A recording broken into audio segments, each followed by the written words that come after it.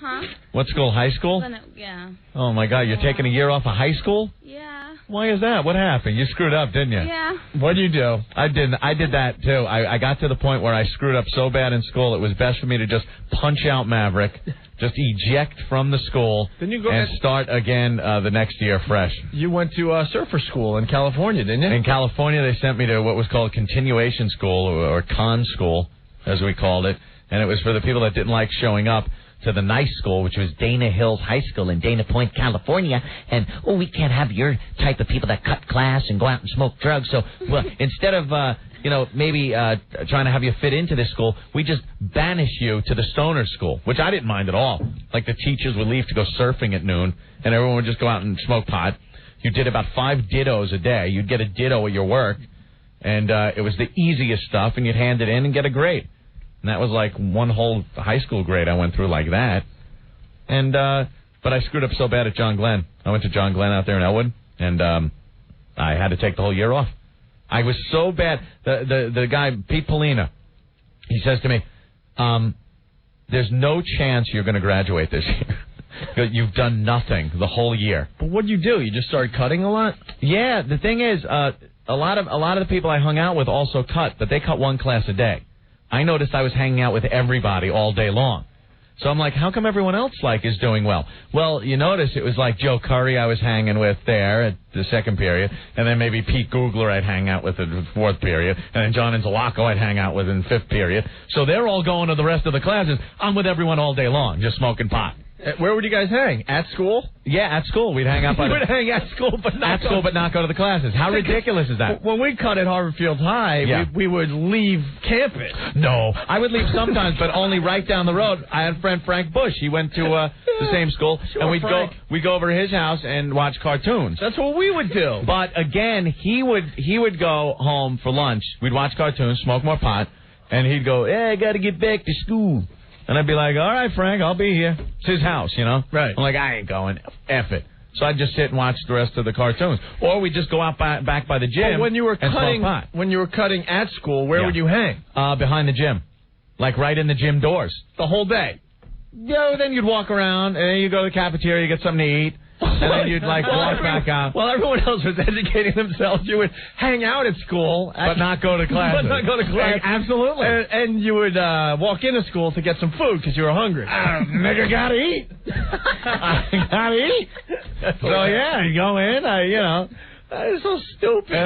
You're telling me something I didn't realize as I was knocking tin on rooftops going, why didn't I go to school? Why my mommy was right? Why do I have this dead job? I understand the whole cutting thing. We all do it. But to cut and actually stay at school day after day. I cut for no reason. I cut because I didn't want to. And then it got to the point. When we cut, we'd go to Manhattan for the day. We'd hit the beach for the day. It's like work.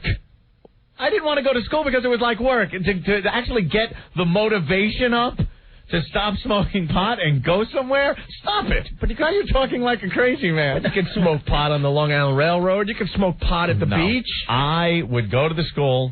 I would check in the homeroom and then leave. And then it would get to the point where... Look at your own responsibility. I didn't want to be marked completely absent. Right. Because then the letters get sent home and then they realize... So you're in home ec and then they check you in.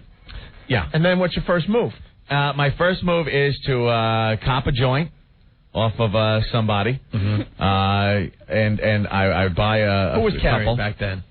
A couple of the guys. I don't remember any specifics as far as names went. But, we'd buy some joints and smoke pot. Outside the gym door. Outside the gym doors in the back. and then...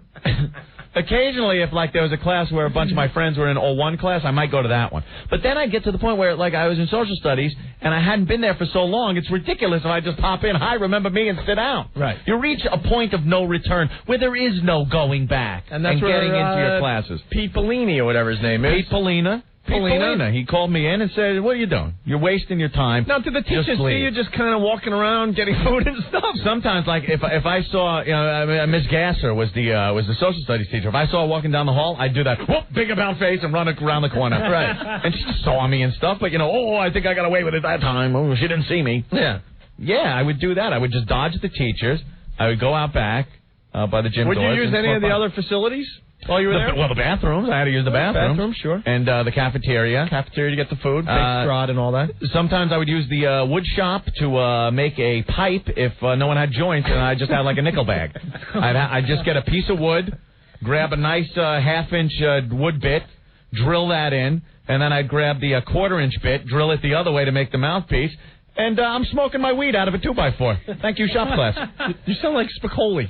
I pretty much, it was pretty close to that. Believe me, I did nothing. And then I went back the next year, and I really applied myself, and that was the best week in high school I ever had, because I went right back to doing the same thing, and I just ended up leaving school and going into the lucrative career of dishwashing, and then tin knocking.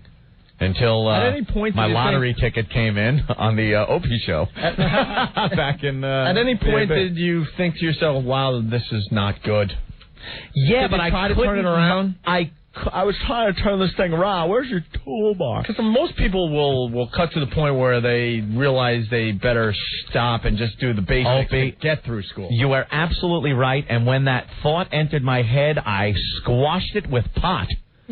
You would smoke more pot, and the best thing about pot was it would make you think, I'll do it tomorrow. Like, I'm going to apply myself tomorrow. And before I knew it, tomorrow, I was 28 years old, and I'm knocking tin on a roof going, I can't go back to high school now. At 28. You know?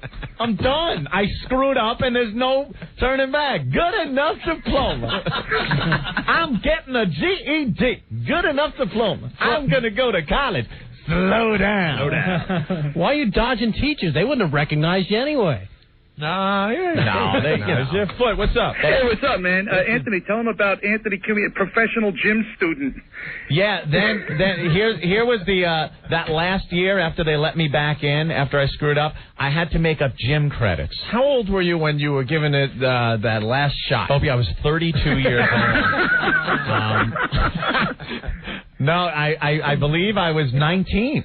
Yeah. I was 19 in high school. No offense, dude. But who showed their face at 19 at a high school? I wanted to try. I had a problem. You gave it a shot. I gave it one last shot. I understand. How you doing? Yeah. But age was so different back then. When you're still like a 19-year-old hanging around the campus, you're like, what's the old man doing? I'd have the teachers yelling at me to go home.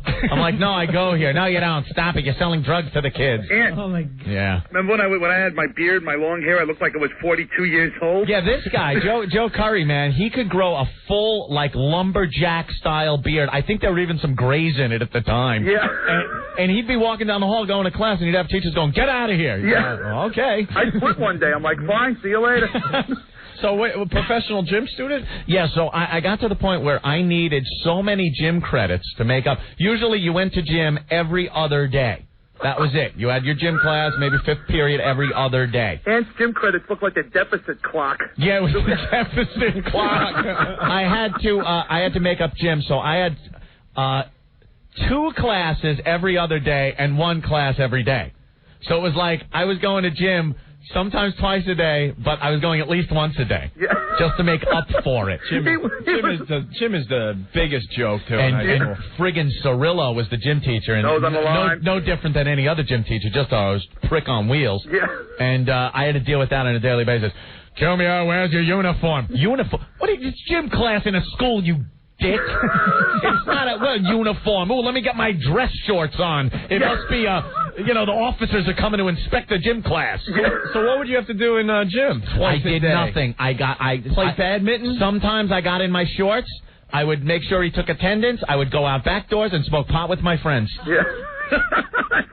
I smoked more pot in high school. It was ridiculous. I would wake and bake. And I would wake up late. Like I said, I went to homeroom. That's if I ever got there on time. Yeah. I would wake up, and my mother would think I was gone already, but I couldn't sneak past her. I had to jump off the second-story porch out the back door because I had woken up and smoked pot and went back to sleep. Yeah. So then I'd walk to school. I'd get there about, 11, and continue smoking pot with my friends and making believe I was going to school. Did your mom try to turn this thing around? No. She gave up.